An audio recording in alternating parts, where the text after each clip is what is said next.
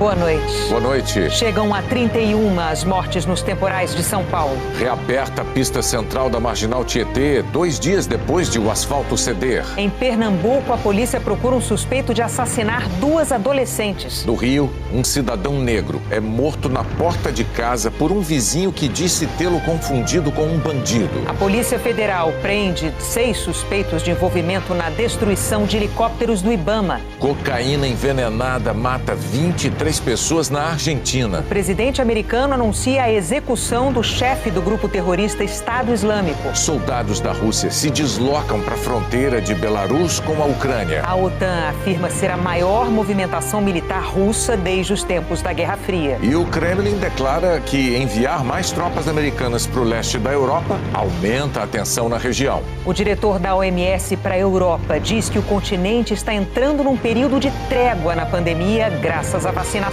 O Jornal Nacional está começando.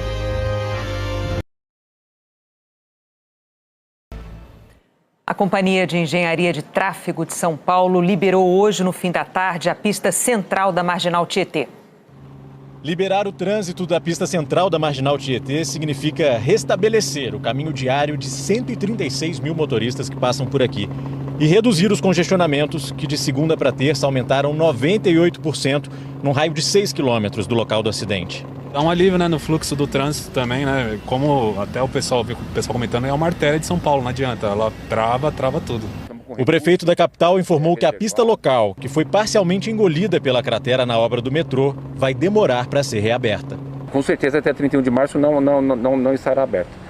Mas é uma situação que ainda depende de várias situações, inclusive a questão da obra da Sabesp. Porque aquela faixa dessa pista local é onde passa exatamente a rede coletora de esgoto da Sabesp, que foi rompida.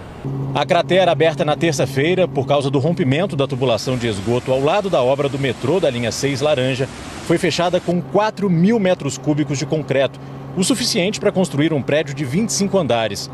Com o solo estabilizado, foi possível reabrir 2 faixas. Hoje começou o trabalho de esvaziar o túnel e os poços que estão cheios com 170 milhões de litros de esgoto. As bombas foram colocadas dentro desse canteiro de obras e a água suja está passando por essa tubulação aqui e sendo despejada na rede de esgoto da rua. A Sabesp, que é a companhia de água e esgoto aqui do estado, diz que ainda não tem uma previsão de quanto tempo esse trabalho deve durar. Esse vídeo mostra o momento em que o solo começa a ceder em frente ao tatuzão, que é a máquina usada para escavar os túneis do metrô. Em pouco tempo, o esgoto inunda o local onde 120 funcionários trabalhavam. Todos conseguiram escapar.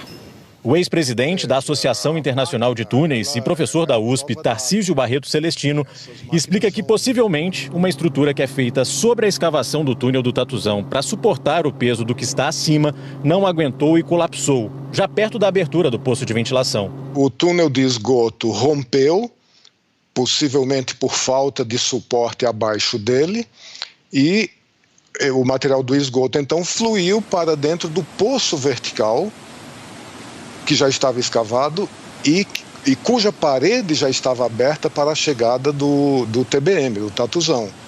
O material do esgoto então fluiu para dentro do poço. O governo do estado contratou o Instituto de Pesquisas Tecnológicas para investigar o que provocou o acidente. A empresa Acciona, responsável pela obra da linha 6 Laranja, afirmou que o túnel escavado pelo Tatuzão não foi danificado. A máquina teve danos e terá que ser consertada. O Tatuzão perfurava cerca de 12 metros por dia. Com a paralisação desse trabalho, a linha de metrô, que já deveria estar pronta desde o ano passado, vai atrasar ainda mais. O governo do estado de São Paulo afirmou que as obras não foram paralisadas e seguem com mais de 20 frentes de trabalho e que a previsão de entrega é 2025. Equipes de resgate encontraram hoje mais 4 corpos de vítimas do deslizamento de terra em Franco da Rocha, na Grande São Paulo. O número de mortes pelas chuvas no estado chegou a 31. No meio da tarde, a maior parte da equipe de busca se afastou e um pequeno grupo vestiu essa roupa branca, um traje de proteção especial para o resgate de corpos. A Defesa Civil avisou agora que acabaram de encontrar mais um corpo. Ele está ali, ao lado daquela casa parcialmente destruída. Aqueles homens do Corpo de Bombeiro, vestidos de branco, estão primeiro retirando o que sobrou das casas que desceram junto com a lama, para só então conseguir retirar o corpo. Depois de quase 3 horas retirando terra e blocos de concreto, os bombeiros encontraram 2 corpos no mesmo local. Agora, eles serão identificados pelo Instituto de Criminalística. Outros 2 corpos tinham sido resgatados logo cedo. Às 5 da manhã, os bombeiros retiraram Caio Rodrigues, de 36 anos. E 1 hora depois, encontraram o sobrinho dele, Vitor Rodrigues, de 10 anos. Com isso, subiu para 31 o número de mortos em desabamentos e inundações provocados pela chuva no estado de São Paulo no fim de semana. A cidade de Franco da Rocha foi a mais atingida, com 15 mortos. E 3 pessoas ainda estão desaparecidas. O terreno onde houve o deslizamento foi dividido em 4 setores. E a busca se concentra agora no de número 2, o mais próximo da área de vegetação que veio abaixo na manhã de domingo.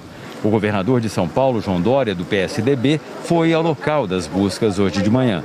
Nós já havíamos destinado 5 milhões de reais a Franco da Rocha e vamos destinar mais 1 milhão de reais para o atendimento às vítimas e mais 2 milhões de reais para a recuperação da estrutura urbana aqui em Franco da Rocha. O trabalho entrou numa nova fase nesse 5º dia de buscas. Os voluntários que tanto contribuíram foram dispensados e uma escavadeira passou a ser usada porque, segundo os bombeiros, depois de 72 horas do deslizamento, a chance de encontrar alguém com vida é pequena. É um trabalho de força, mas também delicado, que exige muito cuidado e atenção. Os cães farejadores continuam sendo acionados sempre que as máquinas retiram uma quantidade de lama e escombro. Os operadores trabalham junto com um bombeiro. Ao menor sinal de alguma evidência, nós interrompemos esses trabalhos e continuamos manualmente. No estado do Rio, os temporais desalojaram mais de 100 pessoas. Em Itaperuna, o rio Muriaé inundou bairros e interditou parcialmente a BR-356, ligação com Minas Gerais. Em Campos, ruas do centro também ficaram alagadas. Em Italva, choveu ontem o previsto para o mês inteiro. 2 pessoas morreram no deslizamento de uma encosta. Depois de 20 dias de interdição total, a BR-381, na região central de Minas Gerais, foi liberada com a construção de um desvio na altura de Nova Era. Há 20 dias, o asfalto estufou num trecho de quase 100 metros. A rodovia liga Minas Gerais à Bahia e ao Espírito Santo. A Defensoria Pública da União e o Ministério Público Federal em Minas Gerais querem a limpeza imediata da região da aldeia Pataxó, afetada por lama contaminada de Brumadinho nas chuvas do mês passado.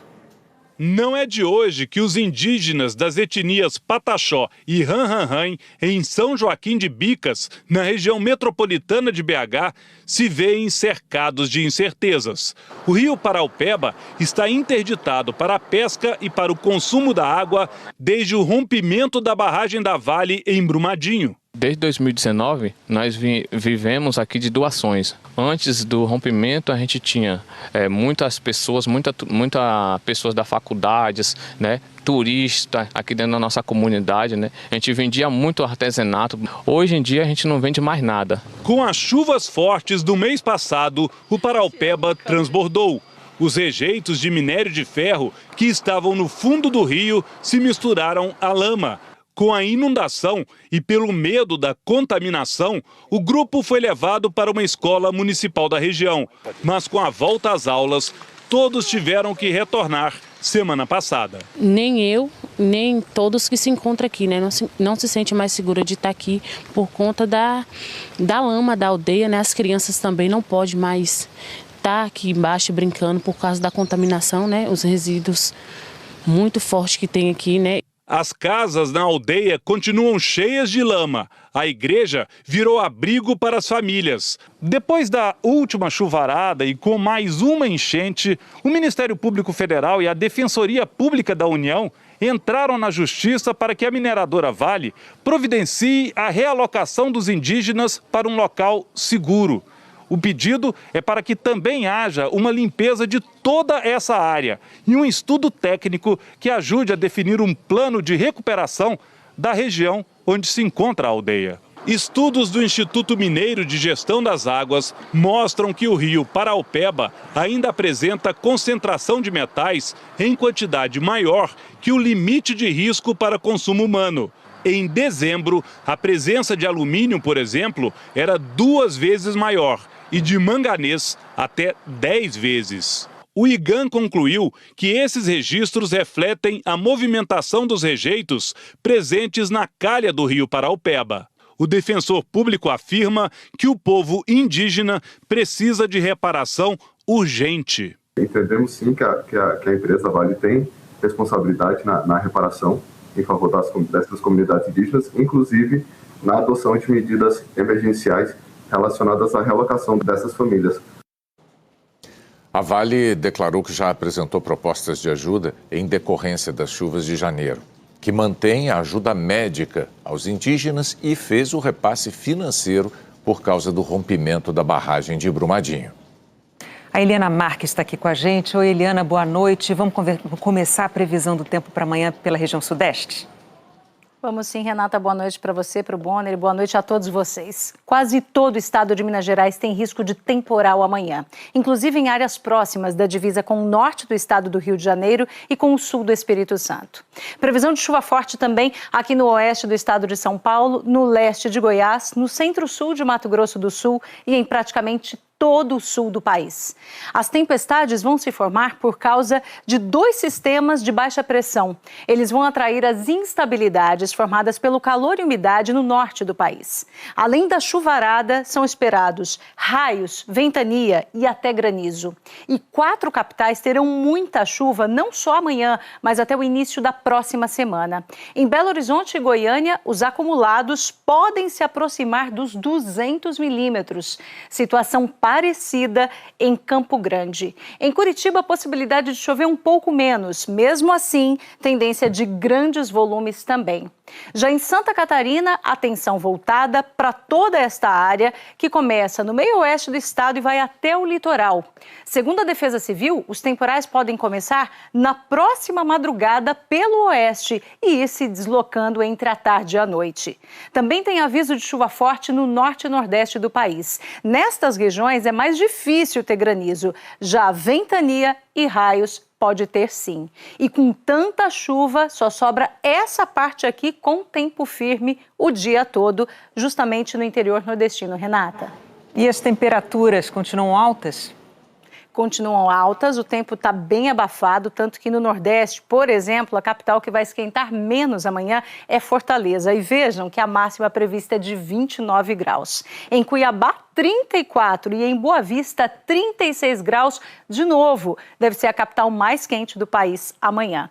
No Rio de Janeiro, muito calor também. Amanhã, 34 graus e no fim de semana, olha, até 37. Vai ter pancada de chuva isolada, que pode até ser forte num ponto ou outro. E São Paulo também terá um fim de semana com temperatura de verão. Mas no começo da próxima semana, olha, refresca de novo. E essa queda aqui tem a ver com a volta dos temporais a partir do domingo. A chuva fica ainda mais forte na segunda-feira, com 60 milímetros, e continua na terça. Então, Renata, Bonner, mais um aviso aí de tempestades aqui para São Paulo.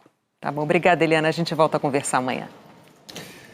O Comitê de Monitoramento do Setor Elétrico decidiu reduzir a geração das térmicas por causa da melhora dos níveis nos reservatórios das hidrelétricas.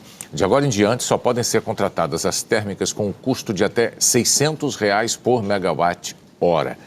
Antes, o teto era de R$ 1.000 por megawatt-hora. Por enquanto, a medida não deve se refletir na conta de luz. Até abril, vai estar vigorando a bandeira tarifária de escassez hídrica. É a mais cara do sistema. A Polícia Federal prendeu 6 suspeitos de atear fogo em helicópteros do IBAMA em Manaus. As câmeras registram 2 suspeitos se aproximando a pé do aeródromo de Manaus. Um deles carrega um galão, normalmente usado para levar combustível. Nesta outra imagem, eles pulam o muro e em instantes o clarão aparece. Eram 4 horas da manhã de 24 de janeiro. Os alvos eram os 2 helicópteros do IBAMA, cada um avaliado em 10 milhões de reais. O incêndio destruiu um dos helicópteros. No mesmo dia, a polícia identificou o carro usado na ação. Depois, prendeu o motorista, os 2 incendiários e os 2 homens que atuaram como intermediários. Segundo a polícia, um dos intermediários é o Isney Delmiro, que nas redes sociais se apresenta como produtor de eventos. Nós identificamos realmente ele como sendo o ponto de contato entre os executores de materiais, os incendiários, e o autor intelectual, o mandante. Ontem, a PF prendeu o suspeito de ter mandado colocar fogo nos helicópteros. Aparecido Naves Júnior estava neste condomínio em Goiânia. A Polícia Federal afirma que 5 suspeitos confessaram a participação no ataque aos helicópteros do Ibama.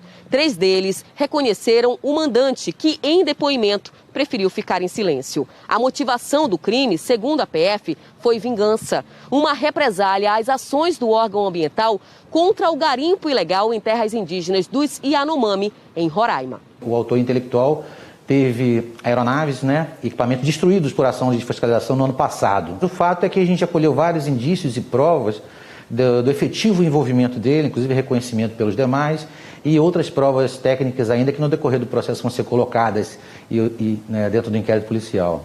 No segundo semestre do ano passado, agentes da PF e do Ibama destruíram 21 aeronaves na região, todas elas associadas ao garimpo. A defesa de Isney Delmiro disse que só vai se manifestar depois de ler o inquérito. Nós não conseguimos contato com a defesa de Aparecido Naves Júnior. A seguir, a execução do terrorista-chefe do Estado Islâmico. A caçada ao suspeito de assassinar 2 adolescentes em Pernambuco. No Rio, um cidadão negro é morto por um vizinho que disse tê-lo confundido com um bandido.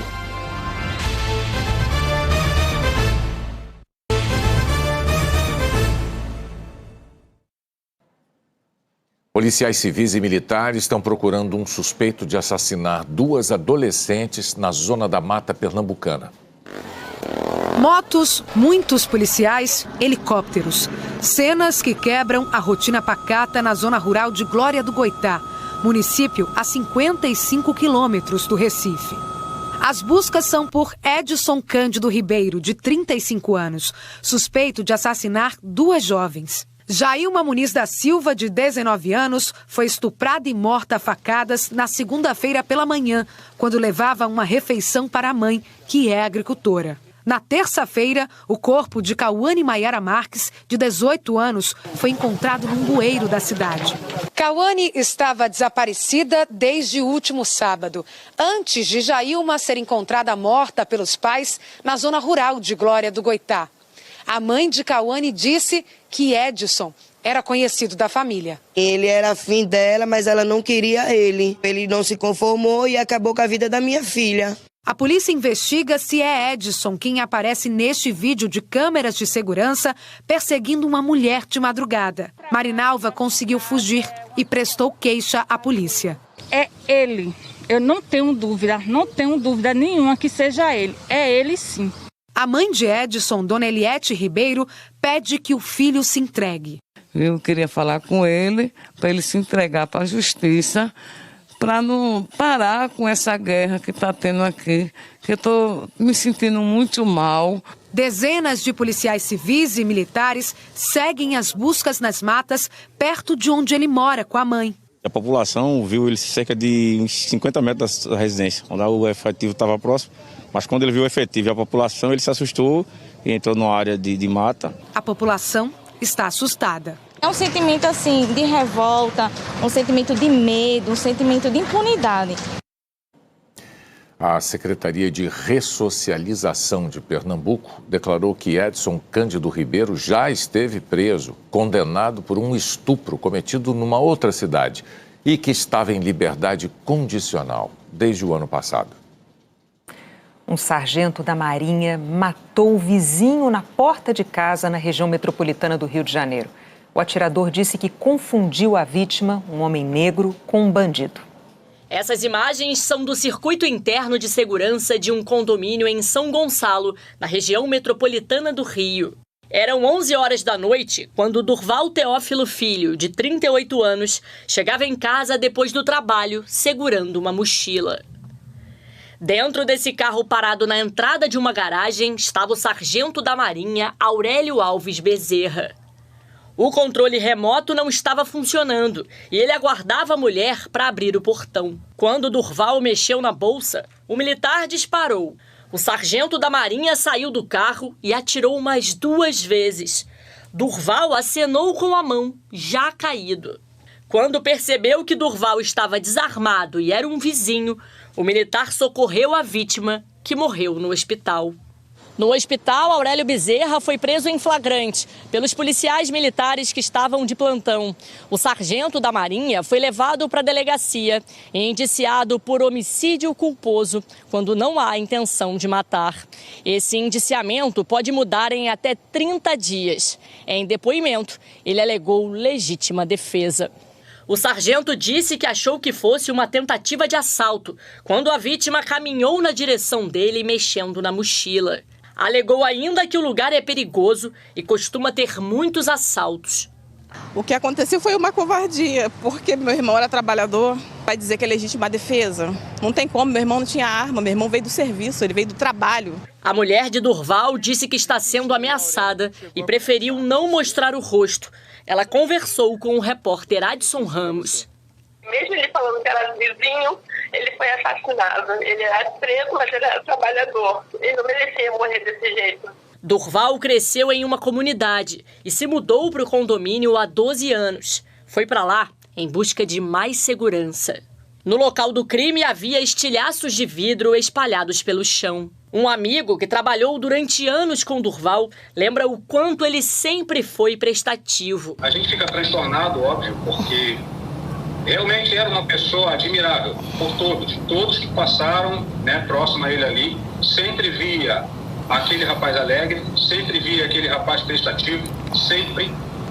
E dificilmente, ou quase impossível, se procurar alguém com quem tivesse inimizade. Durval trabalhou como letrista de cartazes em uma plataforma da Petrobras e atualmente estava empregado como repositor de um supermercado.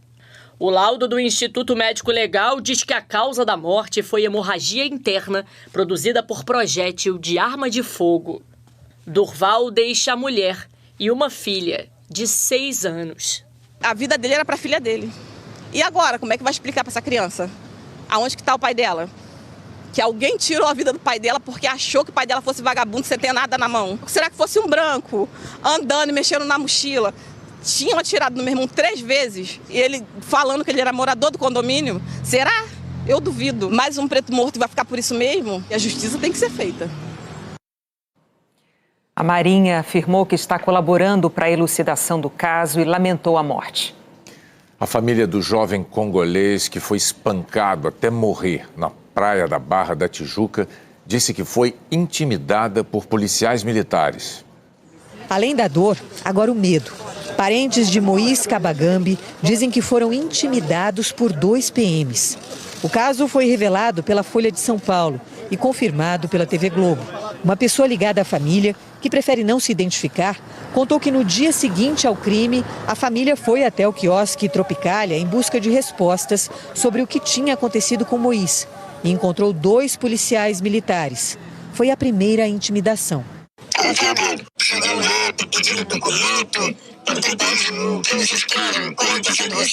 A segunda abordagem teria sido no sábado passado, durante uma manifestação.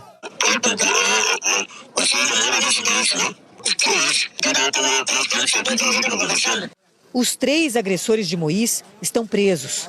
Um deles, Alisson Cristiano de Oliveira Fonseca, disse à polícia que é cozinheiro do quiosque Biruta, que fica ao lado do Tropicália. Os presos também afirmaram que Moís tinha prestado serviço para o Biruta e disseram que o dono do quiosque é um policial militar, o cabo Alauir Matos de Faria, e a irmã dele, Viviane. Os 2 prestaram depoimento hoje. O cabo Alauir Matos de Faria ficou cerca de 8 horas aqui na Delegacia de Homicídios, que investiga o caso. O depoimento dele foi acompanhado por integrantes da Corregedoria da PM e ele ainda deve ser ouvido pela própria Polícia Militar. O advogado de Alauir nega que ele seja o dono do Biruta. O dono do quiosque é um senhor chamado Celso, que é amigo do senhor Alauir. E quem é a gerente do quiosque é a senhora Viviane, que é irmã do senhor Alauir. Mas confirma que Alauir foi até o quiosque no dia seguinte ao crime. mesmo não trabalhando. Ele foi em prol da irmã, né? Ele foi por causa, em solidariedade à irmã. A prefeitura afirma que o policial é um ocupante irregular do quiosque Biruta. Diz que rescindiu o contrato com o antigo dono e move uma ação de reintegração de posse. Essa madrugada teve mais uma manifestação em frente ao quiosque.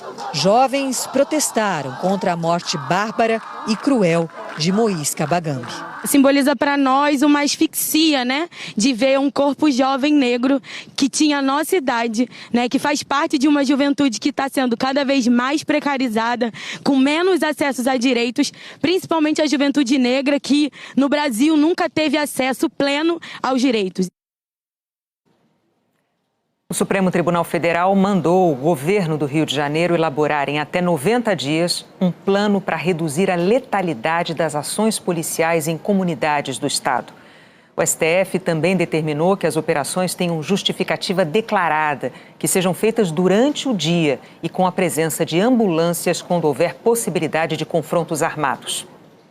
A decisão da Corte foi motivada por um recurso do PSB e de entidades de defesa dos direitos humanos, depois de uma série de operações policiais com mortes, como a da favela do Jacarezinho, que deixou 28 vítimas em maio do ano passado.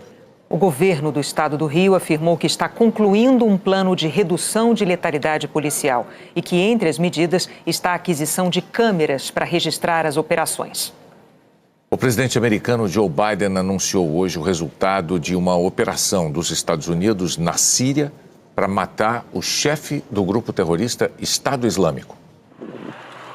As forças especiais americanas chegaram à cidade síria de Atmeh, perto da fronteira com a Turquia, antes do amanhecer.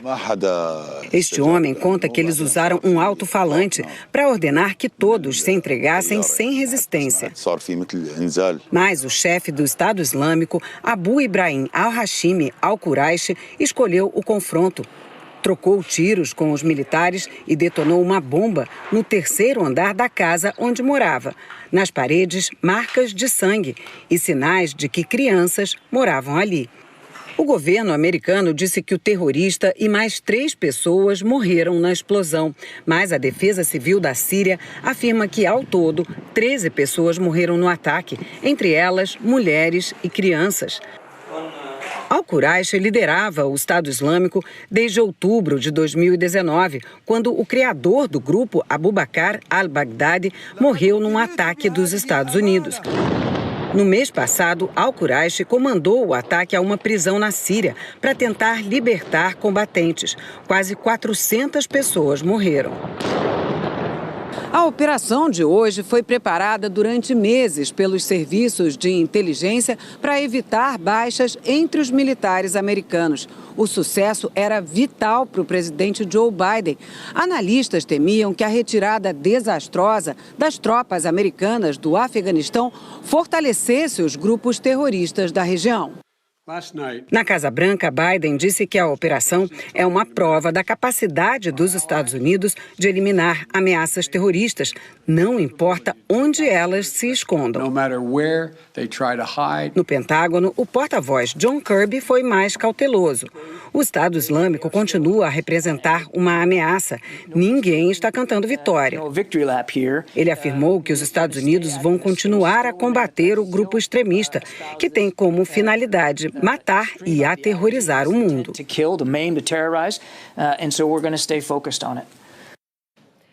O secretário-geral da OTAN, a Aliança Militar do Ocidente, afirmou que a Rússia fez a maior movimentação de soldados desde os tempos da Guerra Fria. A reportagem é dos enviados especiais a Kiev, Pedro Vedova, Hernani Lemos e Igor Arroio. Mais de 100 mil militares russos têm o dedo no gatilho. Mas cartas com exigências, o Kremlin já disparou.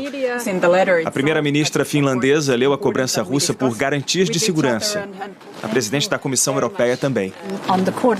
Ursula von der Leyen deixou claro que o Tratado Europeu exige solidariedade entre os 27 países do bloco, e em qualquer caso. Ela acha que os russos desafiam a arquitetura de segurança da União Europeia. Os Estados Unidos afirmaram que já deram uma resposta formal à Rússia. O porta-voz americano acha que a diplomacia pode conseguir progresso. Vladimir Putin reclamou que tinha sido ignorado. O Kremlin avisou hoje que o envio de tropas americanas à Polônia e à Romênia foi um passo destrutivo, que os Estados Unidos aumentam as tensões. O presidente da França reservou a agenda de hoje para conversas com os presidentes do Conselho Europeu, da Polônia, da Ucrânia e da Rússia, a terceira reunião com Vladimir Putin. O governo francês esclareceu que a oferta de tropas para a Romênia não é uma provocação. O presidente turco veio a Kiev para restabelecer a atmosfera de paz e confiança. Tayyip Erdogan chamou a Ucrânia e a Rússia de países amigos. O presidente ucraniano aceitou a oferta de mediação. A Rússia é o único país do mundo que retrata a Ucrânia como uma potência militar. A imprensa estatal já falou que são os ucranianos que estão se preparando para atacar a Rússia e não o contrário. E há anos o Kremlin acusa o governo daqui da Ucrânia de ter tendências neonazistas e de perseguir etnias russas também. Over the last days, we have seen a significant movement. O secretário-geral da OTAN avisou que os aliados podem mobilizar mais tropas. Jens Stoltenberg argumentou que seria uma resposta aos 30 mil militares russos em Belarus, a maior movimentação entre os dois países desde a Guerra Fria. O presidente bielorrusso declarou que foi obrigado a fortalecer a fronteira por causa da ameaça do Ocidente. Alexander Lukashenko aceitou a oferta de armamentos da Rússia. E os russos, o acolhimento de Belarus. O Itamaraty começou hoje a credenciar jornalistas para acompanhar a visita do presidente Jair Bolsonaro à Rússia, programada para o período de 14 a 17 de fevereiro. Essa viagem tem chamado a atenção por ocorrer exatamente em meio à tensão mundial sobre a situação da Ucrânia, com Estados Unidos e OTAN de um lado e Rússia do outro. Hoje, ao ser questionado sobre a conveniência dessa visita à Rússia, o presidente Bolsonaro disse que faz um bom relacionamento com o mundo todo e que, se o presidente Joe Biden o convidar, também visitará os Estados Unidos. A seguir, a OMS fala em trégua da pandemia na Europa. Exames de Covid podem ser declarados no imposto de renda.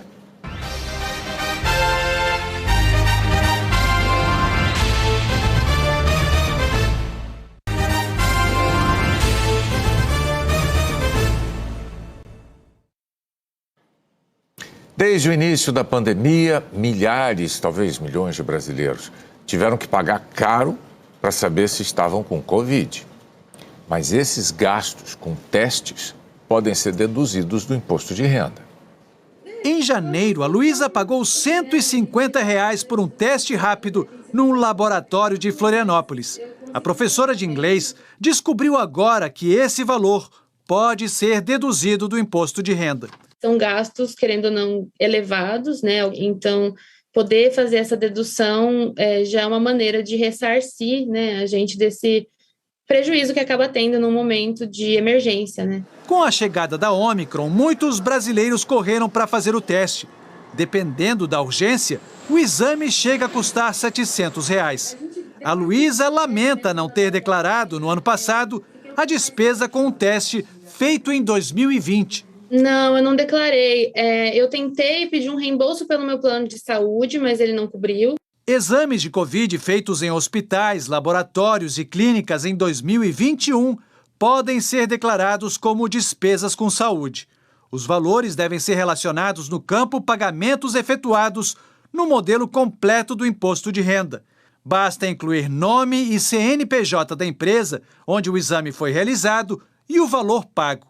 A nota fiscal com o CPF do titular ou dependente que realizou o exame deve ser guardada pelo prazo de 5 anos. O ponto principal é guardar essa documentação. E ela pode ser documentação digital, pode ser, se for no papel, guarda numa pastinha separada, não tem nenhum problema. O importante é ter isso pelo prazo de 5 anos, que é o prazo para a Receita Federal contestar algum tipo de gasto que você tenha tido. Nem todos os testes para detectar a Covid podem ser deduzidos na declaração do imposto de renda, que deverá ser enviada à Receita Federal a partir do dia 1º de março.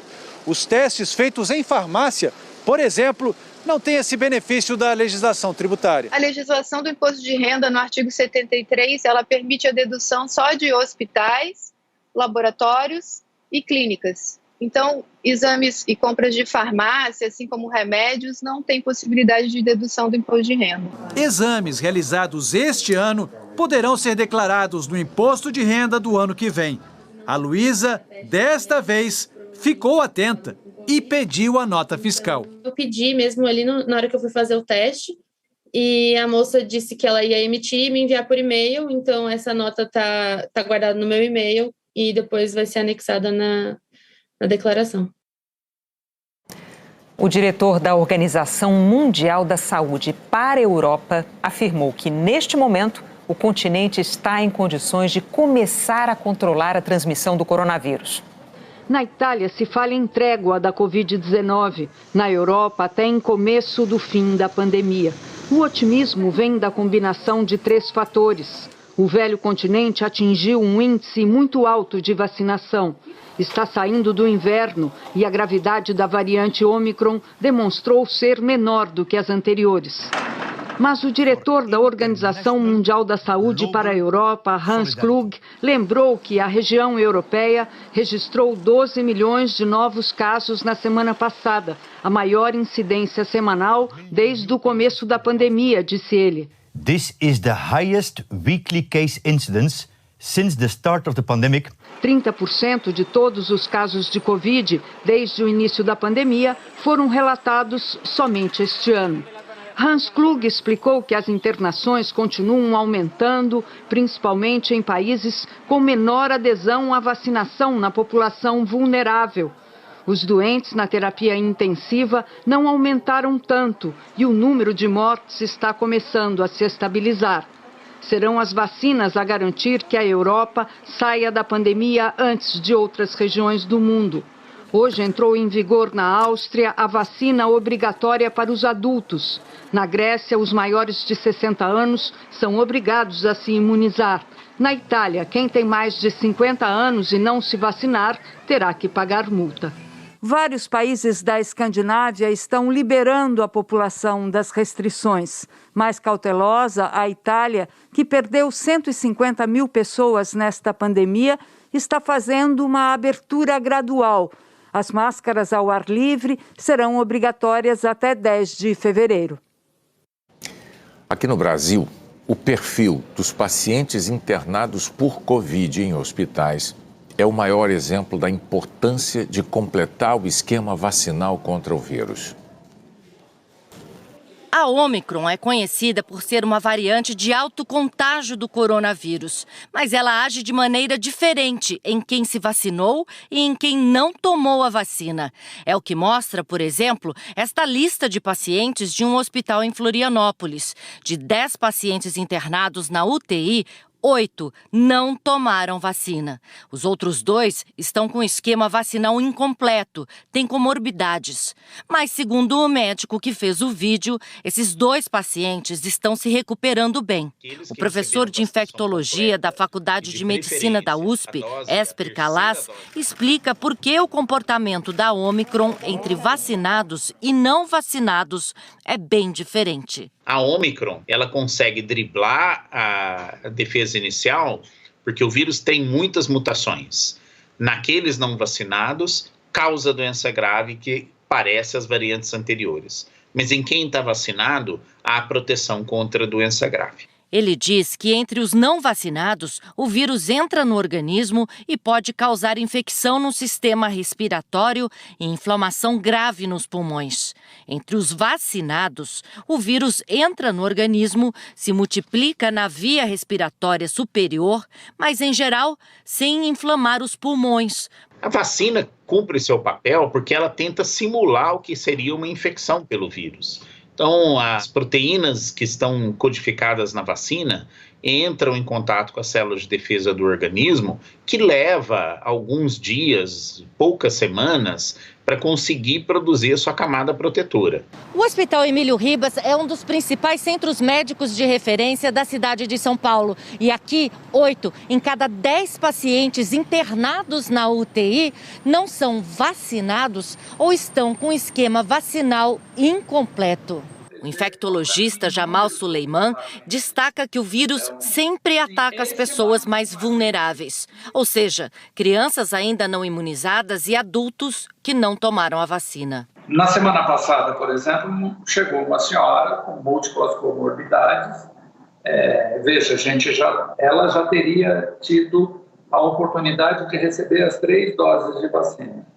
E nos primeiros 10 minutos nós tivemos que entubá-la. A família toda ela tinha sido imunizada, ela optou por não receber vacina. Suleiman reforça ainda a importância das vacinas que já nos ajudaram a vencer várias doenças e agora é a arma mais eficaz contra a Covid. Se foi rápido, se foi lento o desenvolvimento da vacina, pouco importa. O que importa é que você tem o produto. E agora, mais do que nunca, está provado em todos os lugares do mundo que é capaz de mudar essa história, porque diminui a mortalidade. Tomemos a vacina. Se são 4 doses, 5 doses, 6 doses, pouco importa, porque essa logística não diz respeito especificamente ao indivíduo, ao sujeito que vai receber a vacina. Diz respeito à estrutura de saúde que nós temos que criar para proteger as pessoas. Tem que se vacinar, se proteger. O Brasil registrou novo recorde de casos de Covid. A Michele Barros tem os números reunidos pelo Consórcio de Veículos de Imprensa. Michele, boa noite. Boa noite, Renata. Boa noite, Bonner. Boa noite a todos. Foram 286.050 novos casos conhecidos num só dia. A gente lembra que ontem alguns estados relataram problemas para acessar o sistema do Ministério da Saúde. Alguns dados represados podem, então, aparecer nesse número aqui de hoje. Desde o início da pandemia, são 26 milhões de casos. Nas últimas 24 horas, foram 917 mortes, pelo segundo dia seguido, acima de 900 óbitos. São 629.995 vítimas desde o início da pandemia. A média de casos está em alta de 58% na comparação com 2 semanas atrás, 188 mil por dia. A média de mortes também em alta, 168%, 689 por dia, mesmo patamar de agosto do ano passado. 24 estados e o Distrito Federal estão com alta na média de mortes. Roraima e Acre em estabilidade. E pelo segundo dia seguido, nenhum em queda.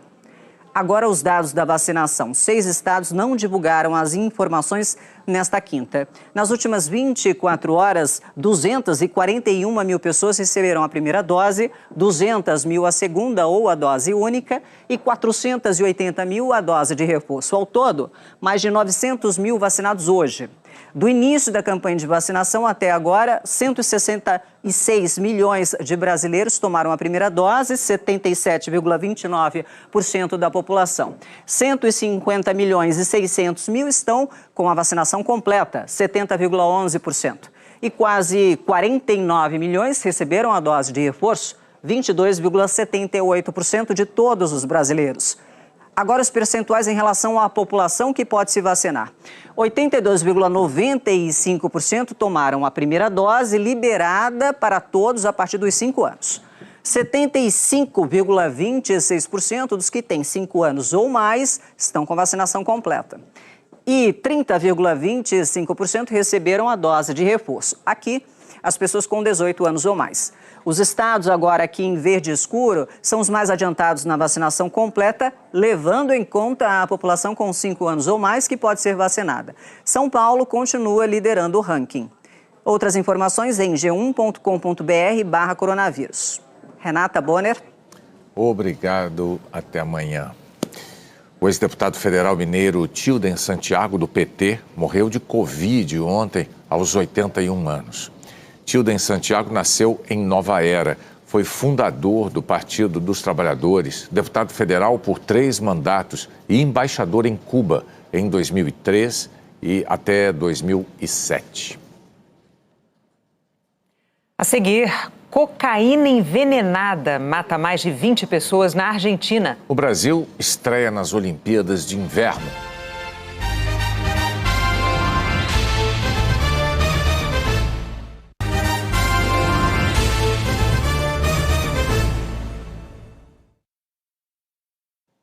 A Polícia Federal fez operações hoje contra a lavagem de dinheiro do tráfico de drogas em 6 estados e também no Paraguai. Com empresas de fachada, contas de laranjas e apoio de doleiros, os suspeitos teriam dado aparência legal a mais de 4 bilhões de reais do tráfico. 13 pessoas foram presas temporariamente no Paraná e em Santa Catarina. Na Argentina, 23 pessoas morreram depois de consumir cocaína envenenada. Jovens desacordados sendo carregados, com dores no peito e com dificuldades para respirar. Desde a madrugada de quarta-feira, a cena se repetiu por diversos hospitais de Buenos Aires. 114 pessoas foram internadas.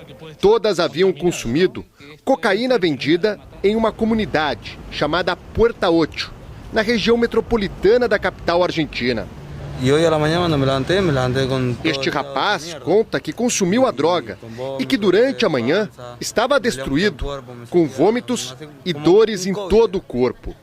A cocaína consumida estava adulterada. Em alguns casos, o usuário morreu em menos de 1 hora após a ingestão. O ministro de Segurança da província de Buenos Aires disse que essa droga adulterada provocou paradas respiratórias e cardíacas extremamente violentas, provavelmente atacando o sistema nervoso central. Nos últimos 2 dias, a polícia cumpriu diversos mandados de busca e apreensão em Puerta Ocho e encontrou 15 mil envelopes de cocaína prontos para serem vendidos. Ainda não foi possível identificar qual substância causou o envenenamento, mas ao menos os médicos encontraram o antídoto, naloxona, um medicamento usado em caso de overdose por substâncias obtidas do ópio. 9 pessoas foram presas, entre elas o chefe do tráfico na comunidade. O Ministério da Saúde da província emitiu um alerta epidemiológico e pediu aos usuários que não consumam cocaína adquirida nas últimas 24 horas. O americano Mark Zuckerberg saiu da lista dos 10 bilionários mais ricos do mundo, segundo a revista Forbes. A empresa dele, a Meta, dona do Facebook, perdeu 250 bilhões de dólares de valor. As ações despencaram 26% depois da divulgação dos resultados do último trimestre de 2021. O Silvinho não é mais o técnico do Corinthians. Perdeu o emprego na derrota de virada para o Santos por 2-1 pelo Campeonato Paulista ontem à noite. O Corinthians ainda não anunciou o substituto. O Comitê Olímpico Internacional anunciou a decisão de excluir o boxe, o levantamento de peso e o pentatlo moderno das Olimpíadas de 2028.